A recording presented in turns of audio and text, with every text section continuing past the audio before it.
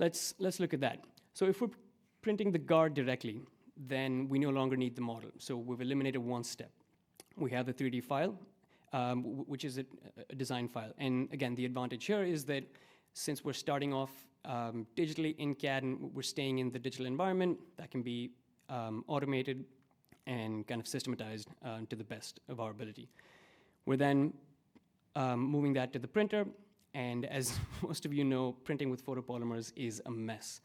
So you can see there's some resin dripping off, but also what you'll notice is the front of each of those guards are fairly securely held to the build plate using these support structures, and especially for sports mouth guards, which need to be really impact absorbent, we're printing with elastomers. So the heavier and more viscous these resins get, the more you have to kind of support them just to make sure that you can get reliable prints.